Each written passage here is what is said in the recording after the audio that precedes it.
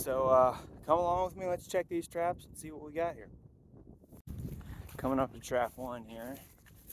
It is a Duke dog-proof trap, cylinder trap. It looks like we got ourselves a raccoon.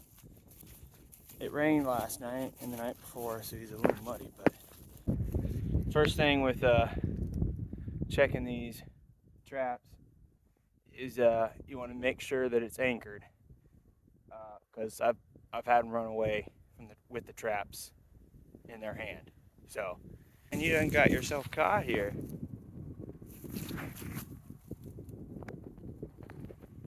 What you doing?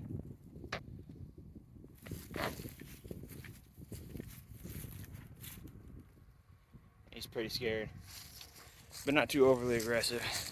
So I'm gonna go dispose of him, and then we'll get right back to it. We're gonna reset this trap in a different spot. Obviously, he's really messed up this area in just a couple of days, so we're gonna set it on down the trail line here. You can kind of see that path there. It's very visible. I got trail cam down here. I see pictures of saw a skunk the other night, possum, lots of coons on this line. So we decided to set some traps, and we got lucky here really quickly. So this is the second time I've checked this trap since I set it. So let's go dispose of them. We'll be right back. And we're gonna reset this trap on down the line over there. Or it's not too far, but this area is just way too messed up. So we're gonna go about, I would suggest, I typically just count 50 steps down the line, depending on how crowded, populated your area is. This is a really heavy trail, so we're just gonna go 50 feet to 75 feet away, and we're gonna reset it. Well, looks like the creek's running pretty good today. We are going to wash off the blood off of this trap. Just doing it creek water in the mud, it just helps it, I think, take all the natural scent away of the blood in my hands, and put on this natural scent of just the mud in the river. Can't smell my hands or the blood or anything. You don't want that. You want a nice clean trap. So after you've set your trap already and anchored it real nice right along this trail right here, what you do is you take a marshmallow, shove it in there till it's just barely setting on the top. It's pretty much even with the top like that.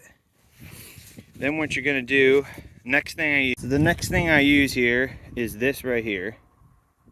We're gonna sprinkle a little bit of that on. Here's what this stuff looks like. Kind of looks like fish eggs. So we're just gonna, oh, it fell in, that's all right. We'll just fill it up a little bit more. Kind of fill that up there. It's just like fake fish eggs with molasses. And then we're gonna grab this stuff right here. This is like jam to them. So here's what the jam looks like. We just stick a little bit on top.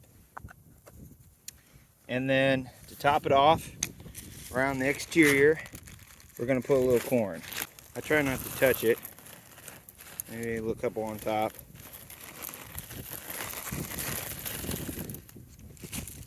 Y'all, if I can tell you one thing, that is to set on sign. If you see the game trail, start setting a trap, you know?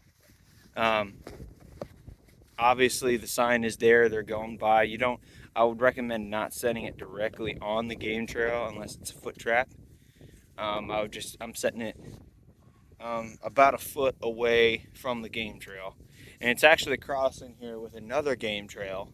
Your chances of catching something on a cross trail is much, much higher.